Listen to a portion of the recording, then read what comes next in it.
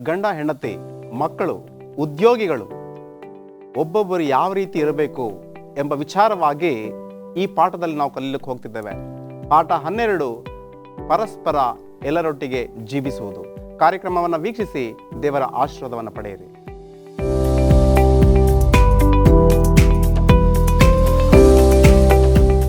Hope ಸಬ್ಬತ್ ಶಾಲೆ ಕಾರ್ಯಕ್ರಮಕ್ಕೆ ನಿಮ್ಮೆಲ್ಲರಿಗೂ ಸ್ವಾಗತ.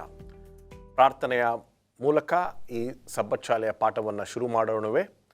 ನಮ್ಮನ್ನು ಬಹಳವಾಗಿ ಪ್ರೀತಿ ಮಾಡುವಂಥ ನಮ್ಮ ಪರಮ ತಂದೆಯೇ, ನೂತನವಾಗಿರ್ತಕ್ಕಂಥ ಈ ಪಾಠವನ್ನು ನಾವು ಕಲಿಯುವಾಗ ಈ ಒಂದು ಪಾಠವು ನಮ್ಮ ಆಲೋಚನೆಗಳನ್ನು ಬದಲಾಯಿಸುವಂತೆ ಪವಿತ್ರಾತ್ಮನ ಶಕ್ತಿಯನ್ನು ಕೊಟ್ಟು ನಮ್ಮೆಲ್ಲರನ್ನು ನಡೆಸಬೇಕೆಂದು ಯೇಸು ಕ್ರಿಸ್ತನ ದಿವ್ಯ ನಾಮದಲ್ಲಿ ಆಶೀರ್ವಾದವನ್ನು ಬೇಡಿ ಹೊಂದಿದ್ದೇವೆ ನಮ್ಮ ತಂದೆಯೇ, ಆಮೇನ್.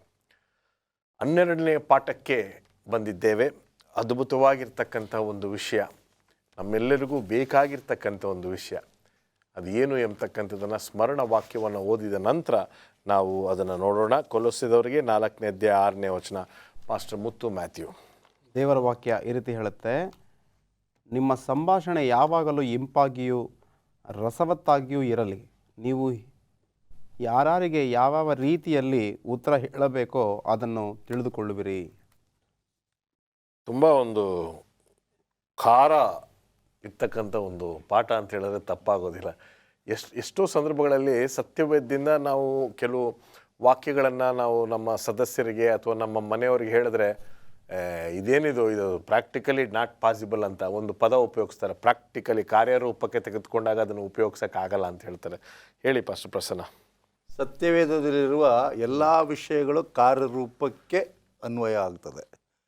ಯಾಕೆಂದರೆ ಯಾವುದೇ ಸಂಸ್ಥೆಗಳನ್ನು ತೆಗೆದುಕೊಳ್ಳಿ, ಅದರ ಅಡಿಪಾಯ ಈ ದೇವರ ವಾಕ್ಯದಿಂದ ಇದೆ. ಆದಿಯಿಂದಲೂ ನೀವು ನೋಡಿಕೊಂಡು ಬಂದಾಗ ಅವರು ಒಂದು ರೀತಿಯಲ್ಲಿ ಅದನ್ನು ನವೀಕರಿಸಿರಬಹುದು, ಆದರೆ ಅದರ ಮೂಲ ಸತ್ಯವೇದ್ಯದಿಂದ ಆಗಿರುವಂಥದ್ದಾಗಿದೆ. ಈಗ ಉದಾಹರಣೆಗೆ ಮೋಶೆಗೆ ಮಾವನಾದ ಜತ್ರೋ ಹೇಳಿರ್ತಕ್ಕಂಥ ಆ ಡಿಸೆಂಟ್ರಲೈಸೇಷನ್ ಎಂಬುದಾಗಿ ಹೇಳ್ತೀವಲ್ಲ, ನಾಯಕತ್ವ, ಅದನ್ನು ಪರಿಪಾಲನೆ ಮಾಡ್ಕೊಂಡು ಬಂದಿದ್ದೇವೆ. ಅದೆಲ್ಲಿಂದ ಪ್ರಾರಂಭವಾಯಿತು? ಮೋಶೆಯ ಕಾಲದಿಂದ ಪ್ರಾರಂಭವಾಯಿತು.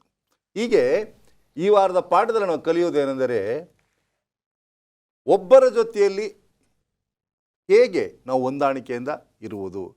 ಇದು ಹೇಳಲಿಕ್ಕೆ ಭಾಳ ಸುಲಭವಾಗ್ತದೆ, ಬಹಳ ಕ್ಲಿಷ್ಟಕರವಾದಂಥ ಒಂದು ವಿಷಯಗಳು. ನಾವು ಕೆಲವು ವ್ಯಕ್ತಿಗಳನ್ನು ಹತ್ತಿರವಾಗಿ ನೋಡಿಕೊಂಡಾಗ ಸವಾಲುಗಳು ಎದುರಾಗ್ತವೆ, ಕೆಲವು ಭಿನ್ನಾಭಿಪ್ರಾಯಗಳು ಬರ್ತವೆ, ಕೆಲವು ಸಾರಿ ವಾಗ್ವಾದಗಳಾಗ್ತವೆ, ಕೆಲವು ಸಮಸ್ಯೆಗಳು ಉದ್ಭವವಾಗ್ತವೆ. ಹೆಚ್ಚು ಹತ್ತಿರವಾದಾಗ ಒಬ್ಬರೊಬ್ಬರ ಬಲಹೀನತೆಗಳು, ಒಬ್ಬರೊಬ್ಬರ ಶಕ್ತಿಗಳು ಸಹ ಗೊತ್ತಾಗ್ತದೆ. ಹಾಗಿರುವಲ್ಲಿ ನಮಗೆ ಬಹಳ ಹತ್ತಿರವಾದಂಥ ಸಂಬಂಧ ಯಾವುದಂದರೆ ಕುಟುಂಬ. ದೇವರು ಕುಟುಂಬವನ್ನು ಸ್ಥಾಪನೆ ಮಾಡಿದ್ದಾನೆ. ಆ ಕುಟುಂಬವನ್ನು ನಾವು ಹೇಗೆ ನಡೆಸಿಕೊಂಡು ಹೋಗುವುದು? ಒಬ್ಬರು ಹೇಳ್ತಾರೆ, ಈ ಕುಟುಂಬವು ಒಂದು ರೀತಿಯಾದಂಥ ವ್ಯವಹಾರ ಸಂಸ್ಥೆ ಇದ್ದಂಗೆ. ಸಂಸ್ಥೆಯನ್ನು, ವ್ಯಾಪಾರದ ಸಂಸ್ಥೆಯನ್ನು, ಮನೆಯ ವ್ಯವಹಾರವನ್ನು ನಾವು ನೋಡಿಕೊಳ್ಳುವಾಗ ಹೆಚ್ಚು ಕಡಿಮೆ ಎರಡಕ್ಕೂ ಸಹ ಒಂದು ಹೊಂದಾಣಿಕೆ ಇದೆ. ಯಾಕೆಂದರೆ ಪ್ರತಿಯೊಂದು ಕುಟುಂಬದಲ್ಲೂ ಸಹ ತಮ್ಮದೇ ಆದಂಥ ಮೌಲ್ಯಗಳಿಗೆ, ತಮ್ಮದೇ ಆದಂಥ ಗುರಿ, ತಮ್ಮದೇ ಆದಂಥ ಉದ್ದೇಶಗಳಿಗೆ, ತಮ್ಮದೇ ಆದಂಥ ಯೋಜನೆಗಳಿಗೆ ಗೌರವವನ್ನು ಕೊಡಬೇಕು. ತಂದೆ ತಾಯಿಗಳು ಮಕ್ಕಳಿಗೆ ಗೌರವವನ್ನು ಕೊಡಬೇಕು, ಮಕ್ಕಳು ತಂದೆ ತಾಯಿಗಳಿಗೆ ಗೌರವವನ್ನು ಕೊಡಬೇಕು. ಇದನ್ನು ನಾವು ಅಭ್ಯಾಸ ಮಾಡಿಕೊಂಡು ಬಂದಾಗ ಜೀವನ ಸಾಮರಸ್ಯವಾಗಿರ್ತದೆ, ಸಮಾಧಾನದಲ್ಲಿರ್ತದೆ. ಇಲ್ಲ ಅಂದರೆ ನಾನು ಹೇಳಿದಾಗೆ ನೀನು ಕೇಳಬೇಕು, ನೀವು ಹೇಳಿದ್ದನ್ನು ನಾನು ಸ್ವೀಕಾರ ಮಾಡಲಿಕ್ಕಾಗೋದಿಲ್ಲ, ನಿಮಗೂ ನಮಗೂ ವ್ಯತ್ಯಾಸ ಇದೆ, ನಿಮ್ಮ ವಯಸ್ಸು ಬೇರೆ, ನಮ್ಮ ವಯಸ್ಸು ಬೇರೆ, ನಿಮ್ಮ ಜ್ಞಾನ ಬೇರೆ, ನಮ್ಮ ಜ್ಞಾನ ಬೇರೆ, ಈ ರೀತಿಯಲ್ಲಿ ವ್ಯತ್ಯಾಸವಾಗಿ ಜೀವಿತ ಮಾಡುವಾಗ ಒಂದು ಹೊಂದಾಣಿಕೆಯ ಜೀವಿತ ಕುಟುಂಬವಾಗಿರಲಿಕ್ಕೆ ಸಾಧ್ಯ ಇಲ್ಲ. ಕುಟುಂಬಗಳಲ್ಲಿ ಇವತ್ತು ಸಮಾಧಾನ ಇಲ್ಲ, ಶಾಂತಿ ಇಲ್ಲ. ಕಾರಣ ಏನೆಂದರೆ ಭಿನ್ನಾಭಿಪ್ರಾಯಗಳು ಜಾಸ್ತಿ, ವ್ಯತ್ಯಾಸಗಳು ಜಾಸ್ತಿ, ಹೊಂದಾಣಿಕೆ ಇಲ್ಲ. ಇದನ್ನು ಕೊಲೋಸ್ಯ ಪುಸ್ತಕದಲ್ಲಿ ಇವತ್ತು ಅಂತ್ಯವಾಗಿ ಆತನು ಪುಸ್ತಕವನ್ನು ಬರೆದು ಮುಗಿಸುವಾಗ ಹೇಳ್ತಕ್ಕಂಥದ್ದು, ಹೀಗೆ ಜೀವಿಸುವುದು ಬಹಳ ಪ್ರಾಮುಖ್ಯ ಎಂಬುದನ್ನು ಪೌಲನು ತಿಳಿಸುವಂತನಾಗಿದ್ದಾನೆ. ವಂಡರ್ಫುಲ್. ಮುಂದೆ ಹೋಗೋಣ. ಭಾನುವಾರದ ಪಾಠಕ್ಕೆ ನಾವು ಬರೋಣ.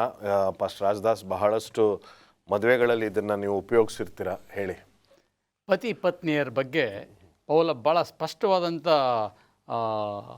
ಅಂಶಗಳನ್ನು ತಿಳಿಸ್ತಿದ್ದಾನೆ. ಇವತ್ತು ಪತಿ ಪತ್ನಿಯರಲ್ಲಿ ಭಾಳಷ್ಟು ವೈರಸ್ಯಗಳು ಉಂಟಾಗ್ತಾ ಇದೆ, ಅನೇಕ ವಿವಾಹ ವಿಚ್ಛೇದನಗಳಾಗ್ತಾ ಇದೆ. ಆದರೆ ಇವತ್ತು ಪೌಲನ ಆದೇಶವನ್ನು ಹೊಂದಿ ಆತನ ಸಲಹೆಯನ್ನು ಅಳವಡಿಸ್ಕೊಂಡ್ರೆ ಅವರ ಪತಿ ಪತ್ನಿಯರ ದಾಂಪತ್ಯ ಜೀವಿತ ಭಾಳ ಸುರಕ್ಷಿತವಾಗಿರುತ್ತೆ, ಸುಭದ್ರವಾಗಿರುತ್ತೆ. ಅದಕ್ಕೆ ಸೂತ್ರವನ್ನು ಇಲ್ಲಿ ಪೌಲ ಕೊಡ್ತಾ ಇದ್ದಾನೆ. 3ನೇ ಅಧ್ಯಾಯ 18-19 ವಚನಗಳನ್ನು ಓದುವಾಗ ಎಫೆಸದವರೆಗೂ ಬರೆದ ಪತ್ರಿಕೆಯಲ್ಲೂ ಸಹ ಪೌಲ ಇದೇ ಅಂಶವನ್ನು ಪ್ರಸ್ತಾಪ ಮಾಡ್ತಾ ಇದ್ದಾನೆ. ಸ್ತ್ರೀಯರೇ, ನಿಮ್ಮ ಗಂಡಂದಿರಿಗೆ ಅಧೀನರಾಗಿರಿ, ಇದು ಕರ್ತನಲ್ಲಿ ಇರುವವರಿಗೆ ಯೋಗ್ಯವಾಗಿದೆ. ಪುರುಷರೇ, ನಿಮ್ಮ ಹೆಂಡತಿಯರನ್ನು ಪ್ರೀತಿಸಿರಿ, ಅವರಿಗೆ ನಿಷ್ಠುರವಾಗಬೇಡಿರಿ. ಭಾಳ ಸರಳವಾದಂಥ ಸೂತ್ರ. ಇವತ್ತು ಯಾರು ಜಾಣ ಬಂಡೆ ಮೇಲೆ ಮನೆ ಕಟ್ಟಿದ, ಮೂಢ ಉಸ್ಬಿನ ಮೇಲೆ ಮನೆ ಕಟ್ಟಿದ. ಜಾಣ ಅಂದರೆ ಯಾರು? ಸಹಜವಾಗಿ ಎಲ್ಲ ಬಂಡೆ ಮೇಲೆ ಮನೆ ಕಟ್ಟೋದು. ಬಂಡೆ ಮೇಲೆ ಮನೆ ಕಟ್ಟೋದು ಜಾಣರೇ ನಿಜ. ಆದರೆ ಯಾರು ದೇವರ ವಾಕ್ಯವನ್ನು ಕೇಳಿ ಅದಂತೆ ನಡೀತಾರೆ ಅವರೇ ಜಾಣರು. ಇವತ್ತೆಲ್ಲ ಕ್ರೈಸ್ತರು ವಿವಾಹದಲ್ಲಿ ಈ ಒಡಂಬಡಿಕೆ ಮಾಡ್ತಾರೆ. ಕಷ್ಟದಲ್ಲಿ, ಸುಖದಲ್ಲಿ, ಲಾಭದಲ್ಲಿ, ಅಲಾಭದಲ್ಲಿ, ಆರೋಗ್ಯದಲ್ಲಿ, ಅನಾರೋಗ್ಯದಲ್ಲಿ, ಮರಣ ನಮ್ಮನ್ನು ಅಗಲಿಸ್ತನಕ ನಾನು ನಿಮ್ಮನ್ನೇನು ಮಾಡ್ತೇನೆ, ಪ್ರೀತಿ ಮಾಡ್ತೀನಿ ಅಂತ ಹೇಳ್ತಾರೆ. ಮದುವೆ ಆದ ಒಂದೇ ತಿಂಗಳಿಗೆ ಮೊನ್ನೆ ನೀವು ಹೇಳ್ತಾ ಇದ್ದೀರಿ ಪಾಸ್ಟ್ರೆ, ಯಾವುದೋ ಒಂದು ಕುಟುಂಬದಲ್ಲಿ ಮದುವೆ 1.5 ತಿಂಗಳಿಗೆ ಏನಾಗಿದೆ, ವಿವಾಹ ವಿಚ್ಛೇದನೆ ಆಗ್ತಾಯಿದೆ, ವಿರಸ ಉಂಟಾಗಿದೆ. ಕಾರಣ ಇವರು ಸತ್ಯವೇದ ಸೂತ್ರಗಳನ್ನು ಅನುಸರಿಸ್ತಾ ಇಲ್ಲ. ಎಲ್ಲಿ ನಿಜವಾದ ಪ್ರೀತಿ ಇರುತ್ತೆ, ಪುರುಷ ತನ್ನ ಪತ್ನಿಯನ್ನು ನಿಜವಾಗಿಯೂ ಕ್ರಿಸ್ತನು ಸಭೆಯನ್ನು ಪ್ರೀತಿ ಮಾಡಿದ್ರೆ ಸೈತಾನಲ್ಲಿ ಬರೋಕ್ಕೆ ಸಾಧ್ಯತೆಯೇ ಇಲ್ಲ. ಸ್ತ್ರೀಯರು ಹೇಗೆ ಸಭೆ ಕರ್ತನಿಗೆ ಅಧೀನರಾಗಬೇಕೋ ಹಾಗೇ ಸ್ತ್ರೀಯರು ಯಜಮಾನರಿಗೆ ಅಧೀನರಾದರೆ ಸಮಸ್ಯೆನೇ ಇರೋಲ್ಲ. ಇಲ್ಲಿ ಕಿಸಿಸೆ ಕಮ್ ನೈ, ನಾನು ಅವಳಿಗಿಂತ ಏನು ಕಡಿಮೆ ಅಂತ ಸ್ವಲ್ಪ ಆಲೋಚನೆ ಬಂದಾಗ ಅಲ್ಲಿ ಸಮಸ್ಯೆ ಉಂಟಾಗತ್ತೆ. ಆ ಸಮಸ್ಯೆ ಉಂಟಾಗದೆ ನಮ್ಮ ದಾಂಪತ್ಯ ಜೀವಿತವು ಸುಭದ್ರವಾಗಿರಬೇಕಾದ್ರೆ ಈ ಸೂತ್ರವನ್ನು ಅನುಸರಿಸಬೇಕು ಎಂಬುದಾಗಿ ಪೌಲ ಭಾಳ ಸ್ಪಷ್ಟವಾಗಿ ಹೇಳ್ತಾನೆ. ಎಫೆಸರ ಪತ್ರಿಕೆಯಲ್ಲೂ ಇದೇ ಅಂಶವನ್ನು ಹೇಳ್ತಾನೆ. 5ನೇ ಅಧ್ಯಾಯ 22-25 ತನಕ 33ನೇ ವಚನ ಭಾಳ ಚೆನ್ನಾಗಿದೆ ವಾಕ್ಯ. ಅದನ್ನು ಓದಲಿಕ್ಕೆ ಬಯಸ್ತೇನೆ. ಎಫೆಸರ ಪತ್ರಿಕೆ 5ನೇ ಅಧ್ಯಾಯ 33ನೇ ವಚನ. ಅದಿರಲಿ, ನಿಮ್ಮಲ್ಲಿ ಪ್ರತಿ ಪುರುಷನು ತನ್ನನ್ನು ಪ್ರೀತಿಸಿಕೊಳ್ಳುವಂತೆ ತನ್ನ ಹೆಂಡತಿಯನ್ನು ಪ್ರೀತಿಸಬೇಕು. ಪ್ರತಿ ಹೆಂಡತಿಯು ತನ್ನ ಗಂಡನಿಗೆ ಭಯಭಕ್ತಿಯಿಂದ ನಡೆದುಕೊಳ್ಳಬೇಕಂತೆ. ಹಾನರ್. ಇವತ್ತು ಅಧೀನತೆ ಅಂತ ಹೇಳಿದ್ರೆ ಗುಲಾಮರಾಗಿ ಅಂತ ಹೇಳ್ತಾ ಇಲ್ಲ. ಅಧೀನತೆ ಅಂತ ಹೇಳಿದ್ರೆ ಸಬ್ಮಿಷನೆಸ್. ದೀನತೆಯಿಂದ ತನ್ನನ್ನು ಒಪ್ಪಿಸ್ಕೊಟ್ರೆ ಪ್ರತಿಭಟಿಸಬಾರ್ದು, ವಿರೋಧಿಸಬಾರ್ದು.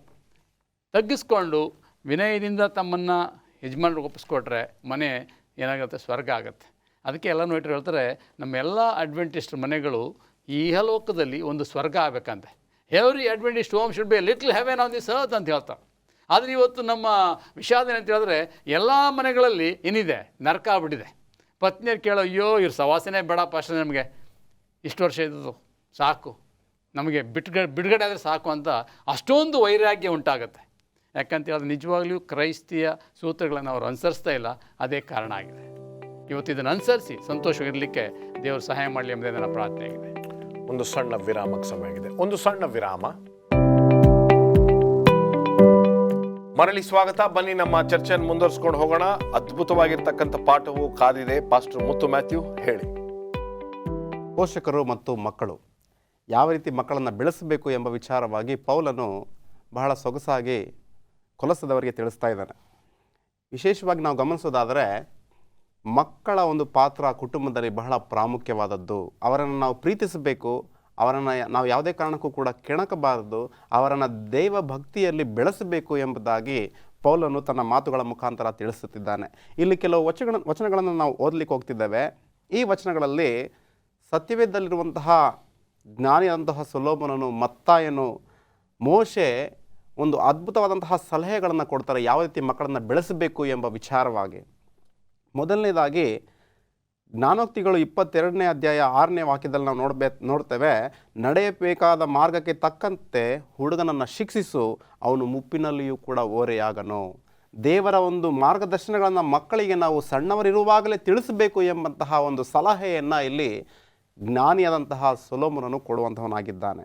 ಅಷ್ಟೇ ಅಲ್ಲ, ಮತ್ತಾಯನ ಸುವಾರ್ತೆ 19ನೇ ಅಧ್ಯಾಯ 14ನೇ ವಚನದಲ್ಲಿ ಯೇಸು ಸ್ವಾಮಿಯವರು ಹೇಳ್ತಿದ್ದಾರೆ, ಮಕ್ಕಳನ್ನು ನನ್ನ ಬಳಿಗೆ ಬರಮಾಡ್ರಿ, ಅವರಿಗೆ ಅಡ್ಡಿ ಮಾಡಬೇಡಿರಿ, ಪರಲೋಕ ರಾಜ್ಯವು ಇಂಥವರದ್ದೇ ಎಂಬುದಾಗಿ ಯೇಸು ಸ್ವಾಮಿಯರು ಹೇಳ್ತಿದ್ದಾರೆ. ಆದ್ದರಿಂದ ಈ ಒಂದು ಮಾತಿನ ಮುಖಾಂತರ ನಾವೇನು ಕಲಿಯಬೇಕಪ್ಪ ಅಂತಂದರೆ, ನಮ್ಮ ಮಕ್ಕಳನ್ನು ಪ್ರತಿದಿನ ಉದಯ ಕಾಲದಲ್ಲಿ ಸಂಜೆ ವೇಳೆಯಲ್ಲಿ ಪ್ರಾರ್ಥಿಸುವಾಗ, ಅವರಿಗೆ ರಾಗಗಳನ್ನು ಕಲಿಸುವಾಗ, ವಾಕ್ಯಗಳನ್ನು ಬೋಧಿಸುವಾಗ ಕ್ರಿಸ್ತನ ಬಳಿಗೆ ಅವರನ್ನು ಆಹ್ವಾನ ಮಾಡಬೇಕು. ಇದು ಬಹಳ ಪ್ರಾಮುಖ್ಯ. ಮೂರನೆಯದು, ಮೋಶೆ ಹೇಳ್ತಾನೆ ಧರ್ಮೋಪದೇಶ ಕಾಂಡ 6ನೇ ಅಧ್ಯಾಯ 6-7 ವಾಕ್ಯಗಳಲ್ಲಿ ದೇವರ ಆಜ್ಞೆಗಳನ್ನು ನಮ್ಮ ಮಕ್ಕಳಿಗೆ ಅಭ್ಯಾಸ ಮಾಡಿಸಬೇಕಂತೆ. ಯಾವಾಗ? ಕೂತುಕೊಳ್ಳುವಾಗ, ದಾರಿಯಲ್ಲಿ ನಡೆಯುವಾಗ, ಮಲಗುವಾಗ, ಏಳುವಾಗ, ಎಲ್ಲಿ ನಡೆದರೂ ಅಲ್ಲೆಲ್ಲೂ ಎಲ್ಲ ಕಡೆಯೂ ಕೂಡ ಅವ್ರು ಏನು ಮಾಡಬೇಕಪ್ಪ ಅಂತಂದರೆ ದೇವರ ಮಾತುಗಳನ್ನು ಅವರು ಮಾತನಾಡಬೇಕು, ದೇವರ ವಾಕ್ಯದ ಧ್ಯಾನದಲ್ಲಿ ಅವರು ತೊಡಗಿರಬೇಕು ಎಂಬುದಾಗಿ ಇಲ್ಲಿ ಮೋಶೆಯು ತಿಳಿಸುವಂತಹವರಾಗ್ತಿದ್ದಾನೆ. ಅಷ್ಟೇ ಅಲ್ಲ, 4ನೇ ನಾವು ನೋಡೋದಾದರೆ ಜ್ಞಾನೋಕ್ತಿಗಳು 1ನೇ ಅಧ್ಯಾಯ 8-9 ವಾಕ್ಯಗಳಲ್ಲಿ, ಮಗನೇ ನಿನ್ನ ತಂದೆಯ ಉಪದೇಶವನ್ನು ಕೇಳು, ತಾಯಿಯ ಬೋಧನೆಯನ್ನು ತೊರೆಯಬೇಡ, ಅವನಿನ ತಲೆಗೆ ಅಂದದ ಪುಷ್ಪ ಕಿರೀಟ, ಕೊರಳಿಗೆ ಹಾರ ಎಂಬುದನ್ನು ಇಲ್ಲಿ ಸೊಲೊಮೋನನು ತಿಳಿಸ್ತಿದ್ದಾನೆ. ಆದ್ದರಿಂದ ಮಕ್ಕಳಾಗಿರುವಂಥವರು ತಂದೆ ತಾಯಿಗಳನ್ನು ಸನ್ಮಾನಿಸಬೇಕು. ಅಷ್ಟು ಮಾತ್ರವೇ ಅಲ್ಲ, ಅವರ ಬೋಧನೆಗಳನ್ನು, ಅವರ ಒಂದು ಶಿಕ್ಷಣವನ್ನು ನಾವು ಹೊಂದಿ ದೇವರ ಭಯಭಕ್ತಿಯಲ್ಲಿ, ತಂದೆ ತಾಯಿಯ ಭಯಭಕ್ತಿಯಲ್ಲಿ ಮಕ್ಕಳು ದಿನೇ ದಿನೇ ಏನಾಗಬೇಕಪ್ಪ ಅಂತಂದರೆ ಅಭಿವೃದ್ಧಿಯನ್ನು ಕಾಣಬೇಕು ಎಂಬುದನ್ನು ಇಲ್ಲಿ ಸೊಲೊಮೋನನು ತಿಳಿಸ್ತಿದ್ದಾನೆ. ಅಷ್ಟೇ ಅಲ್ಲ, ಪೌಲನು ಮತ್ತೆ ಹೇಳ್ತಾನೆ ಕೊಲೊಸದವರಿಗೆ ಬರೆದ ಪತ್ರಿಕೆ 3ನೇ ಅಧ್ಯಾಯ 21ನೇ ವಚನದಲ್ಲಿ, ತಂದೆಗಳೇ ನಿಮ್ಮ ಮಕ್ಕಳನ್ನು ಕೆಣಕಿ ಅವರಿಗೆ ಮನಗುಂದಿಸಬೇಡಿರಿ ಎಂಬುದಾಗಿ ತಿಳಿಸ್ತಾ ಇದ್ದಾನೆ. ಆದ್ದರಿಂದ ನಮ್ಮ ಮಕ್ಕಳನ್ನು ನಾವು ಯಾವುದೇ ಕಾರಣಕ್ಕೂ ಕೂಡ ಕೆಣಕದೆ ಅವರನ್ನು ಪ್ರೀತಿಯಿಂದ ದೇವರ ಭಯಭಕ್ತಿಯಲ್ಲಿ ಬೆಳೆಸುವಂತಹ ಜವಾಬ್ದಾರಿ ನಮ್ಮೆಲ್ಲರ ಮೇಲೆ ಇದೆ. Okay, wonderful. ಕೆಲಸ ಮಾಡ್ತಕ್ಕಂಥ ಸ್ಥಳದಲ್ಲಿ ನಾವು ಯಾವ ರೀತಿ ನಡ್ಕೋಬೇಕು ಹೇಳಿ ಫಸ್ಟ್ ಪ್ರಸನ್ನ. ಬಹಳ ಪ್ರಾಮುಖ್ಯವಾದದ್ದು ಏನಂದರೆ, ಒಂದು ನಿಜವಾದ ಕ್ರೈಸ್ತಿಯ ಜೀವಿತ ಸಾಮರಸ್ಯವಾಗಿ ಸಮಾಧಾನದಲ್ಲಿ ನಡೀಬೇಕಾದ್ರೆ ಈಗಾಗಲೇ 2 ವಿಷಯಗಳನ್ನ ಕಲ್ತ್ಕೊಂಡು, ಒಂದು ಗಂಡ ಹೆಂಡತಿಯರು ಅವರು ಒಬ್ಬರಿಗೊಬ್ಬರು ಅರ್ಥಕೊಂಡು ಸರಿಯಾಗಿದ್ದರೆ ಮುಂದೆ ಮಕ್ಕಳು ಅದನ್ನು ಅನುಸರಿಸಿಕೊಂಡು ನಡೀತಾರೆ. ಮಕ್ಕಳು ಅನುಸರಿಸಿಕೊಂಡು ನಡೆದಾಗ ಕುಟುಂಬ ಚೆನ್ನಾಗಿರ್ತದೆ, ಕುಟುಂಬಗಳು ಚೆನ್ನಾಗಿದ್ದಾಗ ಸಭೆಗಳು ಚೆನ್ನಾಗಿರ್ತವೆ, ಸಭೆಗಳು ಚೆನ್ನಾಗಿದ್ದಾಗ ಸಮಾಜ ಚೆನ್ನಾಗಿರ್ತದೆ. ಈಗ ಇದೇ ಮಕ್ಕಳು ಬೇರೆ ಬೇರೆ ಕಡೆ ಕೆಲಸವನ್ನು ಮಾಡುವಾಗ ಆ ಕೆಲಸದ ಜೊತೆ ಹೇಗಿರಬೇಕು? ಯಾಕೆಂದರೆ ಕೆಲಸ ಎಂಬುದಾಗಿ ಹೇಳುವಾಗ ಅಲ್ಲಿ ಯಜಮಾನ ಮತ್ತು ದಾಸ ಇಬ್ಬರು ಇರ್ತಾರೆ. ಸತ್ಯವೇದದಲ್ಲಿ ಬಹಳ ಸ್ಪಷ್ಟವಾಗಿ ಹೇಳ್ತದೆ, ಕೊಲೋಸ್ಯದವರಿಗೆ 3ನೇ ಅಧ್ಯಾಯ 22ನೇ ವಚನದಿಂದ, ದಾಸತ್ವದಲ್ಲಿರುವವರೇ ಈ ಲೋಕದಲ್ಲಿನ ನಿಮ್ಮ ಯಜಮಾನರಿಗೆ ಎಲ್ಲ ವಿಷಯಗಳಲ್ಲಿ ವಿಧೇಯರಾಗಿರಿ. ಮನುಷ್ಯರನ್ನು ಮೆಚ್ಚಿಸುವವರು ಮಾಡುವ ಪ್ರಕಾರ ನಿಮ್ಮ ಯಜಮಾನರು ನೋಡುತ್ತಿರುವಾಗ ಮಾತ್ರ ಸೇವೆ ಮಾಡದೆ ಕರ್ತನಿಗೆ ಭಯಪಡುವವರಾಗಿ ಸರಳ ಮನಸ್ಸಿನಿಂದ ಕೆಲಸ ಮಾಡಿರಿ. ಇದು ವರ್ಕಿಂಗ್ ರಿಲೇಷನ್ಶಿಪ್. ಹೇಗೆ ಅಂದರೆ, ನಿಮ್ಮ ಕೆಲಸ ಎಲ್ಲೇ ಇದ್ದರೂ ಹೇಗೆ ಇದ್ದರೂ ದೇವರು ನೋಡುತ್ತಿದ್ದಾನೆ ಎಂಬ ಕಾರಣದಿಂದ ನೀವು ಮಾಡಬೇಕು ಹೊರತು, ನಮ್ಮ ಕಚೇರಿಯ ಯಜಮಾನ ನೋಡ್ತಾ ಇದ್ದಾರೆ, ಮ್ಯಾನೇಜರ್ ನೋಡ್ತಾ ಇದ್ದಾರೆ, ಇವ್ರಿಗೋಸ್ಕರ ಮಾಡುವಂಥ ಕೆಲಸಗಳಾಗಿರ್ಬೋದು. ಯಾಕೆಂದರೆ ಒಬ್ಬ ಕ್ರೈಸ್ತನು ಎಲ್ಲೇ ಇದ್ದರೂ ಕ್ರೈಸ್ತನಾಗಿಯೇ ಇರಬೇಕು. ನೋಡುವಾಗ ಮಾತ್ರ ಕ್ರೈಸ್ತರಾಗೋದಲ್ಲ, ಸಭೆಗೆ ಬರುವಾಗ ಮಾತ್ರ ನಮ್ಮನ್ನು ಇವರು ಕ್ರೈಸ್ತರು ಎಂಬುದಾಗಿ ಗುರುತಿಸೋದಿಲ್ಲ. ನಾವು ಯಾವುದೇ ಕಡೆ ಇದ್ದರೂ ಸಹ ಜನರು ನಮ್ಮನ್ನು ಗುರುತಿಸಬೇಕು. ಹಾಗೆ ನಡೆದುಕೊಳ್ಳುವ ರೀತಿಯಲ್ಲಿ ನಾವು ನಮ್ಮ ಕೆಲಸದ ಸಮಯದಲ್ಲೂ, ಎಂದರೆ ವಿಶೇಷವಾಗಿ 90ರಷ್ಟು ಭಾಗ ಕ್ರೈಸ್ತರು ಹೊರಗಡೆಯ ಯಜಮಾನರ ಕೆಳಗೆ ಕೆಲಸ ಮಾಡ್ತಾ ಇರ್ತಾರೆ. ಹಾಗೆ ನಾವು ಹೇಗಿರಬೇಕು, ನಮ್ಮ ಪ್ರತಿಕ್ರಿಯೆ ಹೇಗಿರಬೇಕು ಎಂಬುದಾಗಿ ಇಲ್ಲಿ ಸಹ ಬಹಳ ಸ್ಪಷ್ಟವಾಗಿ ಹೇಳ್ತದೆ.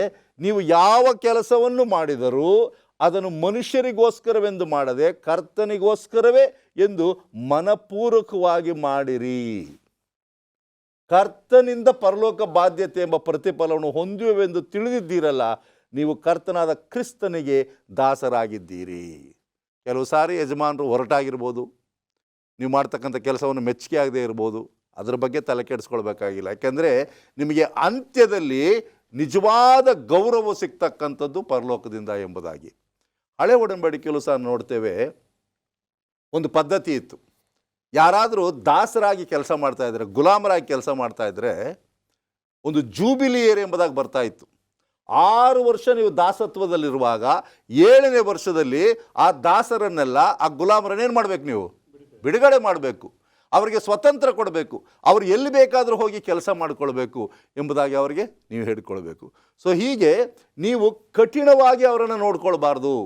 ಅನೇಕ ಸಾರಿ ನಾವು ಹೊಸ ಒಡಂಬಡಿಕೆಯಲ್ಲಿ ಬರುವಾಗ ರೋಮನರು ಕಠಿಣವಾದ ಒಂದು ನಿಯಮಗಳನ್ನು ತರ್ತಾ ಇದ್ರು.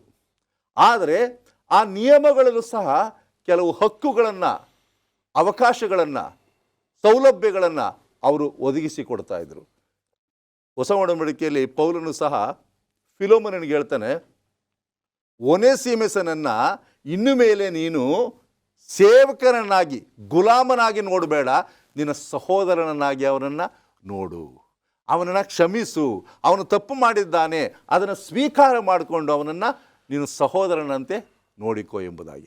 ಹಾಗಿರುವಲ್ಲಿ ನಮ್ಮ ಈ ಒಂದು ಕೆಲಸದ ಒಂದು ಹೊಂದಾಣಿಕೆ ಚೆನ್ನಾಗಿರಬೇಕಾದ್ರೆ ನಾವು ಮಾಡಬೇಕಾದ ಕೆಲಸವನ್ನು ಪ್ರಾಮಾಣಿಕವಾಗಿ ಮಾಡಬೇಕು, ಯಜಮಾನರಿಗೆ ಕೊಡಬೇಕಾದಂಥ ಗೌರವವನ್ನು ಕೊಡಬೇಕು, ಅಂತ್ಯದಲ್ಲಿ ನಮಗೆ ಪ್ರತಿಫಲ ಪರಲೋಕದಿಂದ ಸಿಗುತ್ತದೆ ಎಂಬತಕ್ಕಂಥ ಮನಸ್ಸಿನಲ್ಲಿ ನಾವು ಕೆಲಸವನ್ನು ಮಾಡಬೇಕು. ಈ ವಿಚಾರ ಎಷ್ಟೋ ಸಂದರ್ಭಗಳಲ್ಲಿ ನಾವು ಕೇಳಿದ್ದೇವೆ, ಆದರೂ ಇದನ್ನು ನಾವು ಮಾಡೋದಿಲ್ಲ. ಆದರೆ ಈ ಮೂಲಕ ಖಂಡಿತವಾಗ್ಲೂ ನಮ್ಮ ಆಲೋಚನೆಗಳು ಬದಲಾಗಲಿ ಅಂತಕ್ಕಂಥದ್ದು ನಮ್ಮ ಪ್ರಾರ್ಥನೆ. ಈಗ ಒಂದು ಸಣ್ಣ ವಿರಾಮಕ್ಕೆ ಸಮಯ ಆಗಿದೆ. ಒಂದು ಸಣ್ಣ ವಿರಾಮ. ಮರಳಿ ಸ್ವಾಗತ. ಬನ್ನಿ ನಮ್ಮ ಚರ್ಚೆಯನ್ನು ಮುಂದುವರಿಸ್ಕೊಂಡು ಹೋಗೋಣ. ತುಂಬ ಇಷ್ಟವಾಗಿರ್ತಕ್ಕಂಥ ಒಂದು ಶಿರೋನಾಮೆ ಪಾಸ್ಟರ್ ರಾಜದಾಸ್ ಅವ್ರಿಗೆ. ಒಬ್ಬರೊಬ್ಬರಿಗೋಸ್ಕರ ಪ್ರಾರ್ಥನೆ ಮಾಡಿ ಹೇಳಿ ಪಾಸ್ಟರ್ ರಾಜದಾಸ್. ಪೌಲ ಪ್ರಾರ್ಥನೆಯ ಮಹತ್ವವನ್ನು ತಿಳಿಸ್ತಾ ಇದ್ದಾನೆ. ಸಹಜವಾಗಿ ನಾವು ಪ್ರಾರ್ಥನೆ ನಮಗೋಸ್ಕರನೇ ಮಾಡ್ಕೊಳ್ತೀವಿ, ನಮ್ಮ ಮಡದಿ, ನಮ್ಮ ಮಕ್ಕಳು, ನಮ್ಮವ್ರಿಗೋಸ್ಕರ. ಆದರೆ ಮತ್ತೊಬ್ಬರಿಗೆ ಪ್ರಾರ್ಥನೆ ಮಾಡೋದು ಭಾಳ ಪ್ರಾಮುಖ್ಯವಾಗಿ. ಕೊಲೊಸ್ಸದವರಿಗೆ ಬರೆದ ಪತ್ರಿಕೆ 4ನೇ ಅಧ್ಯಾಯ 7ರಿಂದ ಹೇಳ್ತಾನೆ, ಪ್ರಾರ್ಥನೆಯನ್ನು ತಪ್ಪದೆ ಮಾಡುವವರಾಗಿ ಅದರಲ್ಲಿ ಎಚ್ಚರವಾಗಿದ್ದು ದೇವರಿಗೆ ಕೃತಜ್ಞತಾ ಸ್ತುತಿ ಮಾಡಿರಿ.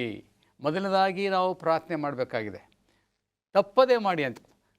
ಥೆಸಲೋನಿಕದವರಿಗೆ ಬರೆದ ಪತ್ರಿಕೆ 1ನೇ ಪತ್ರಿಕೆ 5ನೇ ಅಧ್ಯಾಯ 17ನೇ ವಚನ ಹೇಳ್ತಾನೆ, ಎಡೆಬಿಡದೆ ಪ್ರಾರ್ಥನೆ ಮಾಡಿರಿ, ಯಾವಾಗಲೂ ಪ್ರಾರ್ಥನೆ ಮಾಡಿ ಅಂತ ಪೌಲ ಎಚ್ಚರಿಸ್ತಾ ಇದ್ದಾನೆ. ಯಾಕಂತ ಹೇಳಿದ್ರೆ ಪ್ರಾರ್ಥನೆಯಲ್ಲಿ ಬಲ ಇದೆ, ಮಹತ್ವ ಇದೆ. ಆವಾಗ ಸ್ವಾಮಿ ಕಾರ್ಯವನ್ನು ಮಾಡ್ತಾನೆ. ಯಾವಾಗ ನಾವು ಪ್ರಾರ್ಥನೆ ಮಾಡ್ತೀವಿ, ನಾವು ದೇವರ ಸಂಗಡ ಸಂಭಾಷಣೆ ಮಾಡ್ತಿರ್ತೀವಿ. ಯಾರು ದೇವರ ಸಂಗಡ ಸಂಭಾಷಣೆ ಮಾಡ್ತಾರೆ ಅವರು ದೇವರ ಶಕ್ತಿಯನ್ನು ಹೊಂದಿರ್ತಾರೆ. ಒಂದೇ ಒಂದು ಉದಾಹರಣೆ, ಸ್ವಾಮಿ ತನ್ನ ಶಿಷ್ಯರಿಗೆ ಹೇಳ್ದ, ಎಚ್ಚರವಾಗಿದ್ದು ಏನು ಮಾಡಿ, ಪ್ರಾರ್ಥನೆ ಮಾಡಿ ಅಂತ. ಗೆತ್ಸೆಮನೆ ತೋಟದಲ್ಲಿ ಅವ್ರೇನು ಮಾಡಿದ್ರು, ನಿದ್ದೆ ಮಾಡಿದ್ರು. ಸ್ವಲ್ಪ ಕಾಲ ನಿದ್ದೆ ಮಾಡೋದು ಪ್ರಯುಕ್ತವಾಗಿ ಅವ್ರು ಶೋಧನೆಗೊಳಗಾಗ್ಬಿಟ್ರು. ಎಲ್ಲನೂ ವೈಟ್ ಅವ್ರು ಹೇಳ್ತಾರೆ ಡಿಸೈರ್ ಆಫ್ ಏಜ್ ಎಂಬ ಪುಸ್ತಕದಲ್ಲಿ, ಬಹುಶಃ ಅವರು ಎಚ್ಚರವಾಗಿ ಪ್ರಾರ್ಥನೆ ಮಾಡಿದರೆ ಪರಿಸ್ಥಿತಿ ಬದಲಾಗ್ತಿತ್ತಂದೆ. ಇವತ್ತು ನಾವು ಶೋಧನೆಗೆ ಯಾವಾಗ ಒಳಗಾಗ್ತೀವಿ ಅಂತ ಹೇಳಿದ್ರೆ ಪ್ರಾರ್ಥನೆ ರಹಿತವಾದ ಜೀವಿತ. ಪ್ರೇಯರ್ಲೆಸ್ನೆಸ್ ಇಸ್ ಎ ಗ್ರೇಟ್ ಸಿನ್ ಅಂತೆ. ಪ್ರಾರ್ಥನಾ ರಹಿತ ಜೀವಿತ ಅದೊಂದು ದೊಡ್ಡ ಪಾಪ. ಇವತ್ತು ನಮ್ಮ ಜನ ಕ್ರೈಸ್ತರು ಭಾಳ ಲಘುವಾಗಿ ಪರಿಗಣಿಸ್ತಾರೆ. ಪ್ರೇಯರ್ ಮಾಡೋದು ಭಾಳ ಕಡಿಮೆ. Let's have A small prayer, let's have word of prayer ಅಂತ ಹೇಳ್ತಾರೆ. ಅದು ಸ್ವಾಮಿ ದೀರ್ಘಕಾಲ ಅವಧಿಯಲ್ಲಿ ಪ್ರಾರ್ಥನೆ ಮಾಡಿದಂತೆ. ಯಾರು ನಮ್ಮ ಮೊಬೈಲ್ಗಳನ್ನು ಸ್ವಲ್ಪ ಕಾಲ ಚಾರ್ಜ್ ಮಾಡಿದ್ರೆ ಅದು ಸ್ವಲ್ಪ ಕಾಲ ಮಾತ್ರ ಉಪಯೋಗ ಆಗುತ್ತೆ. ಅದನ್ನ ಸಂಪೂರ್ಣವಾಗಿ ಚಾರ್ಜ್ ಮಾಡಿದ್ರೆ ದೀರ್ಘಕಾಲ ಅಲ್ಲಿ ನಾವು ಉಪಯೋಗಿಸ್ಬೋದು. ಹಾಗೆಯೇ ನಮ್ಮ ಆತ್ಮಿಕ ಜೀವಿತದಲ್ಲಿ ಹೆಚ್ಚು ಸಮಯ ಪ್ರಾರ್ಥನೆಯಲ್ಲಿ ಕಳೆದ್ರೆ ಹೆಚ್ಚು ಬಲ ಹೊಂದ್ಬೋದು. ಶೈತಾನ ಶೋಧನೆಗೆ ಒಳಗಾಗದೆ ನಾವು ಜಯವನ್ನು ಗಳಿಸ್ಬೋದು. ಅದು ಮೊದಲನೇ ಅಂಶ. ಎರಡನೇ ಅಂಶ ಅಂತ ಹೇಳಿದ್ರೆ 4ನೇ ವಚನದಲ್ಲಿ ಪೌಲ ಕೇಳ್ಕೊಳ್ತಿದ್ದಾನೆ, ಪ್ಲೀಸ್ ಪ್ರೇ ಫಾರ್ ಮೀ, ನನಗೋಸ್ಕರ ಪ್ರಾರ್ಥನೆ ಮಾಡಿರಿ. ಯಾಕಂತ ಹೇಳಿದ್ರೆ ನಾವು ಸಭಿಕರು ನಮ್ಮ ಬೋಧಕರಿಗಾಗಿ ಪ್ರಾರ್ಥನೆ ಮಾಡಬೇಕಾಗಿದೆ. ಯಾಕೆ? ಅವರು ಸತ್ಯವನ್ನು ತಿಳಿಸ್ಲಿಕ್ಕೆ ದೇವರ ಅವಕಾಶ ಮಾಡಿಕೊಳ್ಳಿ, ಅವರಿಗೆ ಒಂದು ಬೇರೆಯವರಿಗೆ ಸತ್ಯ ಸುವಾರ್ತೆ ಸಾರಲಿಕ್ಕೆ ಒಂದು ಸುದೀರ್ಘವಾದಂಥ ಬಾಗಿಲನ್ನು ತೆರೀಲಿ ಅಂತೇಳಿ ಕದಗಳು ತೆರಿಬೇಕಾಗಿದೆ. ಕಬ್ಬಿಣದ ಕದಗಳು ತೆಗೆದೋಗುತ್ತಂತೆ ಪ್ರಾರ್ಥನೆ ಮಾಡುವಾಗ. ಹಿಂದೆ ಪೇತ್ರ ಸೆರೆಮನೆ ಇರುವಾಗ ಸಭಿಕರು ಪ್ರಾರ್ಥನೆ ಮಾಡ್ತಾಯಿದ್ರು, ಸೆರೆಮನೆ ಬಾಗಿಲೇನಾಯಿತು, ತೆರೆಯಲ್ಪಡ್ತು. You see the result. So ಇಲ್ಲಿ ಪೌಲ ಹೇಳ್ತಾನೆ, ನಾನು ಈ ಸತ್ಯ ಸುವಾರ್ತೆಯನ್ನು ಇತರಿಗೆ ಹೇಳಲಿಕ್ಕೆ ನನಗೋಸ್ಕರ ಪ್ರಾರ್ಥನೆ ಮಾಡಿರಿ. ಯಾವಾಗ ಸಭಿಕರು ಪ್ರಾರ್ಥನೆ ಮಾಡಿದ್ರು, ಪೌಲ ಯಾರಿಗೆ ಪ್ರಸಂಗ ಮಾಡ್ದ? ಸಾಧಾರಣ ಜನರಿಗೆ ಮಾತ್ರ ಅಲ್ಲ, ರಾಜರಿಗೂ ಸಹ ಹೋಗಿ ಅವನು ವಾಕ್ಯ ಹೇಳ್ದ, ನಾಯಕರಿಗೆ ಹೋಗಿ ಸುವಾರ್ತೆಯನ್ನು ಸಾರ್ದ. ಇದು ಪ್ರಾರ್ಥನೆಯ ಮಹತ್ವ. ಅದರಿಂದ ನಾವು ಪ್ರಾರ್ಥನೆಯನ್ನು ಲಘುವಾಗಿ ಪರಿಗಣಿಸಿದೆ. ನಮ್ಮ ಬೋಧಕರುಗಳಿಗೆ ಪ್ರಾರ್ಥನೆ ಮಾಡೋಣ, ನಮ್ಮ ನಾಯಕರುಗಳಿಗಾಗಿ ಪ್ರಾರ್ಥನೆ ಮಾಡೋಣ, ಎಡೆಬಿಡದೆ ಪ್ರಾರ್ಥನೆ ಮಾಡೋಣ. ಇವತ್ತು ನಮ್ಮಲ್ಲಿ ಪ್ರಾರ್ಥನೆ ಜೀವಿತ ಕಡಿಮೆ ಆದ ಪ್ರಯುಕ್ತವಾಗಿ less prayer less power, more prayer more power, no prayer no power. ಇವತ್ತು ನಮ್ಮ ಸಭೆ ನಿಜವಾಗಿ ಬಲವಾಗಿ ಬೆಳೀಬೇಕಾದ್ರೆ ಅಪೊಸ್ತಲರ ಕಾಲದಾಗೆ ನಾವು ಎಡೆಬಿಡದೆ ಪ್ರಾರ್ಥನೆ ಮಾಡೋಣ, ನಮ್ಮ ನಾಯಕರಿಗಾಗಿ ಪ್ರಾರ್ಥನೆ ಮಾಡುವ. ಆಗ ದೇವರ ಮಹತ್ ಕಾರ್ಯಗಳನ್ನು ಕಾಣಲಿಕ್ಕೆ ಸಹಾಯ ಆಗುತ್ತೆ. ವಂಡರ್ಫುಲ್. ಮುಂದೆ ಹೋಗೋಣ. ಪ್ರಾರ್ಥನೆ ಬಗ್ಗೆ ಎಷ್ಟು ಮಾತಾಡಿದ್ರು ಸಾಲದು. ಗುರುವಾರದ ಪಾಠಕ್ಕೆ ಬರೋಣ. ಇಲ್ಲಿ ಹೇಳಿ ಪಾಸ್ಟರ್ ಮುತ್ತು ಮ್ಯಾಥ್ಯೂ. ಗುರುವಾರದ ಪಾಠ ಕೊಲಸದವರಿಗೆ ಬರೆದಂಥ ಪತ್ರಿಕೆ 4ನೇ ಅಧ್ಯಾಯ 5-6 ವಾಕ್ಯಗಳಲ್ಲಿ ಈ ಒಂದು ಭಾಗವು ಅಡಕವಾಗಿದೆ. ಪೌಲನ ಒಂದು ಬೋಧನೆಗಳು ಬಹು ವಿಭಿನ್ನವಾಗಿವೆ ಎಂಬುದಕ್ಕೆ ಇದೊಂದು ಒಳ್ಳೆಯ ಉದಾಹರಣೆ. ನೋಡಿ, 4ನೇ ಅಧ್ಯಾಯ 5-6 ವಾಕ್ಯಗಳನ್ನು ನಾನು ಓದ್ತಿದ್ದೇನೆ. ಸಮಯವನ್ನು ಸುಮ್ಮನೆ ಕಳೆದುಕೊಳ್ಳದೆ ಅದನ್ನು ಬೆಲೆಯುಳ್ಳದ್ದೆಂದು ಉಪಯೋಗಿಸಿ ಹೊರಗಿನವರ ಮುಂದೆ ಜ್ಞಾನವುಳ್ಳವರಾಗಿ ನಡೆದುಕೊಳ್ಳಿರಿ. ಇಲ್ಲಿ ಪೌಲನು ಮಾತನಾಡ್ತಿರುವಂತಹ ಒಂದು ಅದ್ಭುತವಾದಂತಹ ಮಾತು, ನಮ್ಮ ನಡೆ ನುಡಿ ಕ್ರಿಯೆಗಳು ಅನ್ಯರು ಗಮನಿಸ್ತಾ ಇದ್ದಾರೆ. ಆದ್ದರಿಂದ ನಾವು ಮಾತನಾಡುವಂತಹ ಪ್ರತಿಯೊಂದೊಂದು ಮಾತಿನಿಂದ ದೇವರಿಗೆ ಮಹಿಮೆ ಆಗಬೇಕು. ದೇವರ ನಾಮ ಯಾವುದೇ ಕಾರಣಕ್ಕೂ ಕೂಡ ದೂಷಣೆಗೆ ಒಳಗಾಗಬಾರದು ಎಂಬ ವಿಚಾರವಾಗಿ ಇಲ್ಲಿ ಪೌಲನು ಬರೀತಾ ಇದ್ದಾನೆ. ಇದನ್ನು ತಾನೇ ಇಸ್ರಾಯೇಲರು ತಪ್ಪು ಮಾಡ್ತಾರೆ. ಏನು ಮಾಡ್ತಾರೆ ಎಂಬುದಾಗಿ ನಾವು ನೋಡುವಾಗ ಯೆಶಾಯನ ಪುಸ್ತಕ 52ನೇ ಅಧ್ಯಾಯ 5ನೇ ವಾಕ್ಯದಲ್ಲಿ ಮತ್ತು ರೋಮಪುರದವರಿಗೆ ಬರೆದಂತಹ ಪತ್ರಿಕೆ 2ನೇ ಅಧ್ಯಾಯ 24ನೇ ವಚನದಲ್ಲಿ ಈ ಭಾಗವನ್ನು ನಾವು ಕಾಣಬಹುದು. ನೋಡಿ, 2ನೇ ಅಧ್ಯಾಯ 24ನೇ ವಚನವನ್ನು ಓದ್ತಿದ್ದೇನೆ. ರೋಮಪುರದವರಿಗೆ ಬರೆದಂತಹ ಪತ್ರಿಕೆ, ನಿಮ್ಮ ದೆಸೆಯಿಂದ ಅನ್ಯ ಜನರಲ್ಲಿ ದೇವರ ನಾಮವು ದೂಷಣೆಗೆ ಗುರಿಯಾಗುತ್ತದೆಂದು ಬರೆದಿದೆಯಲ್ಲ. ನೋಡಿ, ಇಲ್ಲಿ ಅನ್ಯರು ನಮ್ಮನ್ನು ಗಮನಿಸ್ತಾ ಇದ್ದಾರೆ. ಕ್ರೈಸ್ತರು ಇಲ್ಲವೇ ದೇವರ ಮಕ್ಕಳು ನಾವು ಸರಿಯಾಗಿ ಜೀವಿಸಿದಂತಹ ಪಕ್ಷದಲ್ಲಿ, ಆತನಿಗೆ ಮೆಚ್ಚುಗೆಯ ಮಕ್ಕಳಾಗಿ ಜೀವಿಸಿದಂತಹ ಪಕ್ಷದಲ್ಲಿ, ನಮ್ಮ ನಡೆ ನುಡಿ ಕ್ರಿಯೆಗಳಿಂದ ದೇವರನ್ನು ಸನ್ಮಾನಿಸಿದಂತಹ ಪಕ್ಷದಲ್ಲಿ ಅನ್ಯರು ಅದರಿಂದ ಪ್ರೇರೇಪಿತರಾಗ್ತಾರೆ. ದೇವರ ನಾಮವು ದೂಷಣೆಗೆ ಒಳಗಾಗುತ್ತೆ ಎಂಬಂತಹ ಸತ್ಯವನ್ನು ಪೌಲನು ತಿಳಿಸ್ತಾ ಇದ್ದಾನೆ. ಆದ್ದರಿಂದ ನಾವೇನು ಮಾಡಬೇಕಪ್ಪ ಅಂತಂದರೆ ನಮ್ಮ ನಡೆ ನುಡಿ ಕ್ರಿಯೆಗಳಲ್ಲಿ ಜಾಗರೂಕರಾಗಿರಬೇಕು ಎಂಬ ವಿಚಾರವನ್ನು ಇಲ್ಲಿ ಪೌಲನು ತಿಳಿಸ್ತಾ ಇದ್ದಾನೆ. ಅದೇ ರೀತಿ 4ನೇ ಅಧ್ಯಾಯ 6ನೇ ವಚನವನ್ನು ನಾವು ಓದುವುದಾದರೆ, ನಿಮ್ಮ ಸಂಭಾಷಣೆ ಯಾವಾಗಲೂ ಇಂಪಾಗಿಯೂ ರಸವತ್ತಾಗಿಯೂ ಇರಲಿ, ಹೀಗೆ ನೀವು ಯಾರ್ಯಾರಿಗೆ ಯಾವ ರೀತಿಯಲ್ಲಿ ಉತ್ತರ ಹೇಳಬೇಕೋ ಅದನ್ನು ತಿಳಿದುಕೊಳ್ಳುವಿರಿ. ನೋಡಿ, ಪೌಲನು ಹೇಳ್ತಿದ್ದಾನೆ, ನಮ್ಮ ಸಂಭಾಷಣೆ ಯಾವ ರೀತಿ ಇರಬೇಕು ಅಂತಂದರೆ ಉಪ್ಪು ಹಾಕಿದ ಹಾಗೆ, ಪರಿಮಳ ಸುವಾಸನೆಯಂತೆ.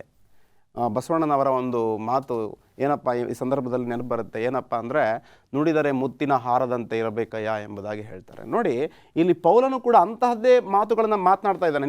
ನಿಮ್ಮ ಸಂಭಾಷಣೆ ಯಾವ ರೀತಿ ಇರಬೇಕಂತಂದರೆ ಇಂಪಾಗಿ ಇರಬೇಕು, ನಿಮ್ಮ ಸಂಭಾಷಣೆ ರಸವತ್ತಾಗಿ ಇರಬೇಕು ಎಂಬಂತಹ ಸತ್ಯವನ್ನು ಇಲ್ಲಿ ಪೌಲನು ತಿಳಿಸ್ತಾ ಇದ್ದಾನೆ. ಆದ್ದರಿಂದ ನಮ್ಮ ಮಾತುಗಳು, ನಮ್ಮ ನಡೆ, ನಮ್ಮ ನುಡಿ, ನಮ್ಮ ಕ್ರಿಯೆಗಳು ಪ್ರತಿಯೊಂದೊಂದು ಕೂಡ ದೇವರಿಗೆ ಮಹಿಮೆಯನ್ನು, ದೇವರಿಗೆ ಸನ್ಮಾನವನ್ನು ತರುವಂಥದ್ದಾಗಿರಬೇಕೇ ವಿನಃ ಈ ಲೌಕಿಕವಾದಂತಹ ವಿಚಾರವಾಗಿ ನಾವು ಜೀವಿಸಬಾರದು ಎಂಬಂತಹ ಸತ್ಯವನ್ನು ಇಲ್ಲಿ ಪೌಲನು ಕೊಲಸದವರಿಗೆ ಬರೆಯುತ್ತಾ ತಿಳಿಸ್ತಾ ಇದ್ದಾನೆ. ಆದ್ದರಿಂದ ನಾವು ನಮ್ಮ ನಡೆ ನುಡಿ ಕ್ರಿಯೆಗಳಿಂದ ದೇವರನ್ನು ಸನ್ಮಾನಿಸಬೇಕು. ನಮ್ಮ ಸಂಭಾಷಣೆ, ನಮ್ಮ ಒಂದು ನಡೆ ನುಡಿ ಕ್ರಿಯೆಗಳು, ಮಾತುಗಳು ಹೇಗಿರಬೇಕು ಅಂತಂದರೆ ದೇವರನ್ನು ಸಂತೋಷಗೊಳಿಸುವಂತೆ ಇರಬೇಕು ಎಂಬುದಾಗಿ ಪೌಲನು ಬರೀತಾ ಇದ್ದಾನೆ. ಕೆಲವರು ಹೇಳೋದನ್ನು ಕೇಳಿದ್ದೀನಿ, ನನಗೆ ಈ ಥರ ಅಭ್ಯಾಸ ಆಗೋಯ್ತು, ಹಿಂಗೆ ಮಾತಾಡಿ ನಾನು ಹಿಂಗೆ ಮಾತಾಡೋದು, ನಿನಗೆ ಇಷ್ಟ ಇದ್ದರೆ ಕೇಳು, ಇಲ್ಲಾಂದರೆ ಹೋಗು, ನಾನು ನಮ್ಮ ಫ್ಯಾಮ್ಲಿ ಹಿಂಗೆ, ಈ ರೀತಿಯಾಗಿರ್ತಕ್ಕಂಥ ರಾಜಾರೋಷವಾಗಿ ಹೇಳ್ತಾರೆ. ಆದರೆ ಸತ್ಯವೇದವು ನೇರವಾಗಿ ಹೇಳ್ತಾ ಇದೆ, ನಾವು ಮಾತಾಡುವಾಗ ಹಿತವಾಗಿರಬೇಕು, ಎಷ್ಟು ಚೆನ್ನಾಗಿ ಮಾತಾಡಬೇಕು ಅಂತ. ಮಾತಾಡೋದು ಗೊತ್ತಾಗ್ಬಿಟ್ಟಿದ್ರೆ ಜೀವನದಲ್ಲಿ ನಾವು ಎಷ್ಟೋ ಸಂತೋಷವಾಗಿ ನೆಮ್ಮದಿಯಾಗಿರ್ಬೋದು. ಅದಕ್ಕೆ ಕನ್ನಡ ಒಂದು ಗಾದೆ ಇದೆ ಪಾಸ್ಟ್ರೆ, ಮಾತು ಬಲ್ಲವನಿಗೆ ಜಗಳವಿಲ್ಲ, ನೋಡಿ, ಊಟ ಬಲ್ಲವನಿಗೆ ರೋಗವಿಲ್ಲ ಅಂತ. ನೋಡಿ, ಸೊ ವಾಕ್ಯವು ನೇರವಾಗಿ ನಮ್ಮ ಜೊತೆ ಮಾತಾಡ್ತಿದೆ. ಇದರ ಬಗ್ಗೆ ನಾವು ಪ್ರಾರ್ಥನೆ ಮಾಡೋಣ, ನಾವು ಮಾತಾಡೋದನ್ನು ಕಲಿಯೋಣ. ದೇವರು ನಿಮ್ಮವರನ್ನು ಆಶೀರ್ವದಿಸಲಿ. ದೇವರು ನಿಮ್ಮನ್ನು ಕೂಡ ಹೆಚ್ಚಿನ ರೀತಿಯಲ್ಲಿ ಆಶೀರ್ವದಿಸಲಿ.